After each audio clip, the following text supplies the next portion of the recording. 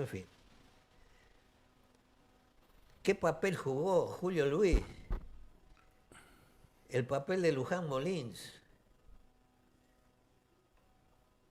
el papel de los dirigentes del interior del Partido Socialista, en las crisis, porque el factor catalizador en ese momento fue Raúl Sendic, que fue el gran divisor del Partido Socialista, porque se propuso la lucha armada, con aquellos artículos, un revólver o la Constitución. En fin, seguiremos. Albert. No, hay un video circulando de Percivale sobre el tema del 14 de abril. El 14 de abril de 1972, uno de los días más sangrientos de la historia del Uruguay. Y lo que dice allí, lo que afirma, habla de terrorismo de Estado. No sé si todos los que hablan y dicen la palabra terrorismo de Estado, lo dijo el florero, el abogado, el otro día, que decía todo que sí a lo que llamaba la chargoña, lo que decía la fiscalía estaba todo bien, utilizó ese término. La frase terrorismo de Estado fue cambiada, ¿no? La usa para lo que quiere. Claro, no, pero es como... Son medias mentiras. Seguro, medias no, pero además, ¿de dónde proviene? Siempre del mismo lugar, de Argentina. De la Argentina proviene la frase terrorismo de Estado, de Argentina proviene la frase los dos demonios, y entonces con eso, entonces se alimenta, pero le cambiaron, porque esto es de un libro de Luis Eduardo Duhalde que dice textualmente... el Estado terrorista argentino. Es al revés, ¿no? Una cosa que no tiene absolutamente nada que ver. Fue utilizado, es el libro del año 83, Estado terrorista, es decir, cómo se llevó adelante la represión en Argentina, que es totalmente diferente a la que ocurrió acá, y muy parecida a la que ocurrió en Chile. Es decir, que allí, en Chile y Argentina, hubo voluntad de exterminio. Claro. Acá no. Hasta lo dice José Mujica, después lo van a ver. Pero lo dice Mujica que no hubo. Es más, él no dice, dice adversario, ¿no? Utiliza ese término, no enemigos, adversario, por algo será. Se ha cuidado. Seguro, por algo será. Porque no quiere que le tiren el libreto arriba de la cara. Claro, entonces esto son todos versos para cobrar. Después que quiero mencionar algunos artículos de la ley 18.596, que el otro día también la pusieron arriba de la mesa durante el juicio. Y ahora el video que es muy breve y después vamos a comentar. Exacto. La entrevista no, la audiencia con el señor Mujica y con la señora Topolansky, porque fueron con los dos, estaba programada para octubre, noviembre, pero justo coincidía con las elecciones. Recordemos, 14 de abril de 1972, en una acción planificada previamente, el MLN Tupamaros asesinó al ex interventor del Consejo de Secundaria, Armando Acosta Hilar, al capitán de la Armada, Ernesto Moto, al subcomisario Oscar Delega y al agente Carlos Leites. También hirieron de gravedad al agente de Facundo Goñi, que falleció meses después a causa de las heridas. Hubo una reacción de las fuerzas de seguridad ese mismo día que terminó cobrándose la vida de 8 integrantes del MLN, así que en total, aquel 14 de abril dejó 13 fallecidos. ¿Qué es lo que usted está investigando?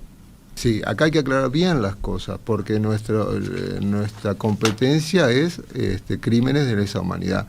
Ley 18.026, de 25 de septiembre de 2006. Modificación al Código Penal, Estatuto de POME de la Corte Penal Internacional. Genocidio, crímenes de lesa humanidad, crímenes de guerra. Los crímenes de lesa humanidad solo los cometen los agentes del Estado. O sea que nosotros vamos a investigar toda la situación, pero con la posibilidad de imputación solo de los crímenes de lesa humanidad.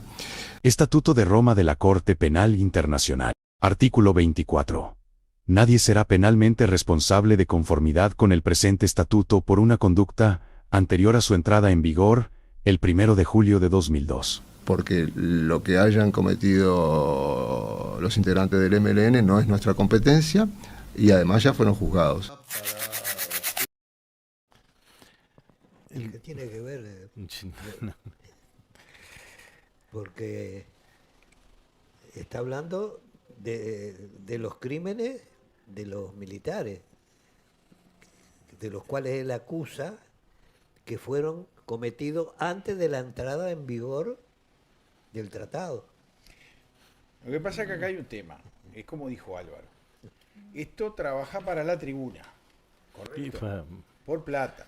¿Pero por qué? Porque la tribuna. Porque el tipo dice, yo estoy solo para estudiar los crímenes de lesa humanidad. Entonces no puedes estudiar ninguno, porque después que se aprobó el Tratado de Roma y fue ratificado por Uruguay, no había dictadura ya, no hubieron crímenes de lesa humanidad, o sea que para atrás no podés ir.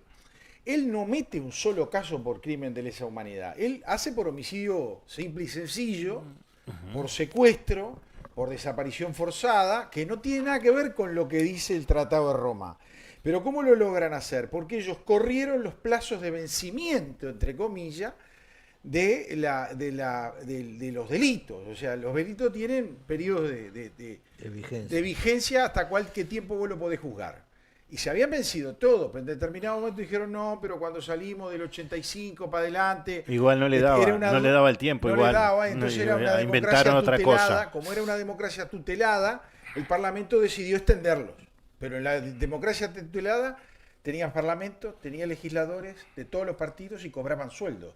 Entonces, si los que lo votaron, porque era una democracia tutelada, tenés que devolver la plata porque no estabas trabajando de vivo. Ese es el otro tema. Porque hay que ser medio hasta grosero para aplicarlo. Ahí está el problema. El tipo dice, yo estoy para estudiar solo los delitos de lesa humanidad, que solo los comete el Estado. Yo discrepo. ¿Dónde dice que lesa humanidad será cometido por el Estado? En ningún lado. Los delitos de lesa humanidad son, yo te agarro, te torturo, te secuestro, te tiro, te hago desaparecer, elegí lo que quiera, después del tratado, y todavía bajo una declaración de guerra. Porque acá en el Uruguay existió una declaración de guerra, que vos la has comentado varias veces, Amodio, del propio Sendic a título individual. Los metió a todos en la bolsa, pero el tipo fue el que resolvió. Y sacó un comunicado. Automáticamente, yo creo que en los cuarteles los militares de la época festejaron. Dijeron, estamos en guerra. ¿No? No salimos a pintar más árboles, estamos en guerra. Y si estamos en guerra, ¿qué es lo que hacemos? No jodemos, dijeron. ¿No? Tengo un lío con los teléfonos brutal, perdón. Pero la realidad es esa, no hay otra realidad en este negocio, ¿no? Dígamelo como quiera. Más lío tiene Percivale. Percivale no lee los diarios. Martes 22 de septiembre de 2015. Vuelvo a reiterar la fecha. Martes 22 de septiembre de 2015, diario El País. Creo que Ricardo Pérez Manrique, en el Poder Judicial tiene alguna importancia, ¿no? Creo, capaz que para Percivale no. Además integra la Comisión Interamericana de Derechos Humanos, ha estado en los últimos años. Y el 22 de septiembre del 2015, entonces ministro de la Suprema Corte de Justicia, le dijo al País que hasta que se dio el golpe de Estado en 1973, los militares estaban al frente de la lucha antisubversiva y tenían todo el poder que había delegado la Ley de Seguridad del Estado, la 1468, que no digo por dónde se la pasa a usted. Porque para pasársela por ahí hay que tenerlo y ponerlo arriba de la mesa. Y otra cosa, usted que el otro día hablaba de contexto histórico. ¿Y de qué contexto histórico está hablando?